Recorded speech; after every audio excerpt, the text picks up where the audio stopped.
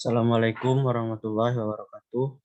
Sini saya akan melanjutkan praktikum ke-6 saya pada mata kuliah praktikum statistik. Praktikum statistika dengan judul uji hipotesis atau uji T satu sampel. Dengan dosen pengampu Bapak Sudianto Manulang, SSI MSI, disusun oleh saya sendiri, Rahmat Syahroni, dengan NIM 4202530008, kelas PSM 2020B, Program Studi Matematika, Fakultas Matematika dan Ilmu Pengetahuan Alam, Universitas Negeri Medan. Dengan asisten lab yang pertama, Bang Novan Setiadi Tindaon, dengan NIM 4183230015, dan asisten lab yang kedua, Kak Ratna Ardita Sari, dengan NIM 4193530005. Langsung saja kita masuk ke materi yang akan kita bahas, yakni uji hipotesis atau uji T satu sampel. Pengertian uji T. Tes T atau uji T adalah uji statistik yang digunakan untuk menguji kebenaran atau kepalsuan hipotesis nol. Uji T pertama kali dikembangkan oleh William Seeley Gosset pada tahun 1915. Awalnya ia menggunakan nama samaran student dan huruf T yang terdapat dalam istilah uji T. Dari huruf terakhir nama beliau, uji T disebut juga dengan nama student T. Sampel diambil secara acak dari populasi terdistribusi normal.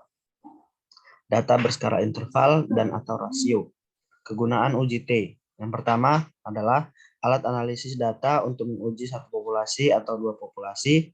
Yang kedua adalah membandingkan dua mean atau rata-rata untuk menentukan apakah perbedaan rata-rata tersebut perbedaan nyata atau karena kebetulan. Selanjutnya penggolongan uji. Penggolongan uji yaitu uji T terbagi menjadi dua. Yang pertama uji satu sampel dan uji dua sampel. Pada uji dua sampel terbagi lagi menjadi dua, yaitu berhubungan atau dependen dan terpisah atau independen. Yang pertama uji T satu sampel. Uji T satu sampel adalah salah satu uji dalam analisis data yang melibatkan satu kelompok sampel dan menggunakan distribusi T student dalam pengambilan keputusannya. Uji ini termasuk dalam uji parametrik, sehingga memerlukan beberapa asumsi yang harus dipenuhi oleh data sebelum melakukan pengujian. Asumsi-asumsi tersebut adalah variabel uji kontinu, baik berupa interval maupun rasio, data sampel berdistribusi normal secara aproksimasi, skor-skor pada variabel uji saling berbebas satu sama lain. Tujuan dari uji ini pada umumnya adalah untuk menguji perbedaan statistik antara nilai rata-rata populasi dengan suatu nilai tertentu atau nilai yang dihipotesiskan. Uji T satu populasi. Rumus untuk mencari T hitung, rumusnya X kurang mu per S dibagi akar N. T hitung itu koefisien T, X ini mean sampel, mu mean populasi S, atau sama juga dengan standar deviasi sampel, N adalah banyak sampel. Kriteria pengambilan keputusannya adalah yang pertama, jika H0 diterima ketika T hitung lebih kecil dari T tabel. Begitu juga sebaliknya, H0 ditolak ketika T hitung lebih besar dari T tabel. Atau jika signifikansi lebih kecil dari A, maka H0 ditolak dan HA diterima. Maaf, alfa maksudnya. Langsung saja kita masuk kepada aplikasi SPSS sebagai berikut. Di sini sudah terdapat data yang saya dapat dari soal pada modul buku praktikum ke-6. Datanya sebagai berikut. Label view-nya sebagai berikut. Langsung saja kita masuk ke caranya.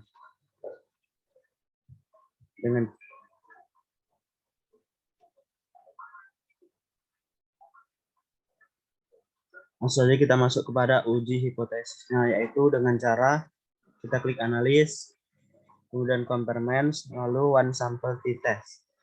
Nah, di sini kita masukkan variabel tes. Kita masukkan dataan lampu kepada test variable. Kemudian kita klik option.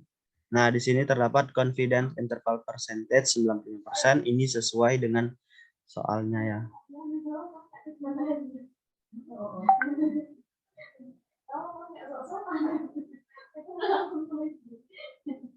Kemudian kita klik continue. Nah, di sini test value-nya 4. Sesuai juga dengan soal. Lalu kita klik OK. Nah, pada hasil outputnya kita temukan di tesnya, yaitu pertama ada tabel one sample statistik, yang kedua ada one sample test. Pada one sample statistik terdapat N itu banyaknya data, yaitu 25. Kemudian mean itu rata-rata dari data, dan standard deviation 1,650, dan standar error mean-nya 0,330. Pada tabel one sample test terdapat T. T itu nilai T hitung sesuai rumus. Mencarinya sesuai rumus yang telah kita paparkan tadi pada materi ya. Itu didapatkan 2,545. DF-nya 24. DF itu N dikurang 1. Karena N-nya 25, 25 kurang 1 jadi 24. Nilai sig-nya 0,018. Dan mean difference-nya 0,840. Ini didapat dari rata-rata pada one sample statistik dikurang dengan rata-rata pada soal, yaitu 4. Jadi 4,84 dikurang 4, maka hasilnya 0,840. Untuk melakukan uji hipotesis, kita harus memenuhi syarat hipotesis diterima atau tidak. Yang pertama, T hitung harus lebih kecil dari T tabel untuk H0 diterima. Di sini kita lihat T hitungnya 2,545 dan T tabelnya sesuai terdapat pada tabel. Ini nanti akan saya paparkan di akhir video. T tabelnya dengan alfa 0,025 didapatkan 0, N-nya 24 didapat T tabelnya 2,064. Maka T hitungnya lebih besar dari T tabel. Jadi karena syaratnya tadi T hitung harus lebih kecil dari T tabel agar H0 diterima, maka di sini H0 ditolak karena T hitungnya lebih besar dari T tabel. Syarat yang kedua, nilai sig-nya harus lebih kecil dari nilai alfa. Nilai sig di sini kita dapatkan 0,018. Nilai alfanya tadi yang sesuai pada tabel D itu kita gunakan 0,025. Maka karena sig-nya lebih kecil dari alfa, karena sig-nya lebih besar dari alfa, maka H0 ditolak. HA ditolak. Karena nilai sig-nya lebih kecil dari nilai alfa, yaitu 0,18. Lebih besar. 0,18 lebih besar dari 0,025. Jadi, hipotesis awal nilai rata-rata daya tahan lampu sama dengan 4 itu ditolak sesuai dengan yang kita dapatkan pada t-test hari ini. Sekian penjelasan dari saya. Terima kasih telah mengikuti penjelasan dari saya. Terima kasih kepada Bapak dosen pembimbing, Bapak Sudianto Manulang, dan Kakak asisten lab, Kak Novan Setiadi Tindaon, dan Kak Ratna Arditasari.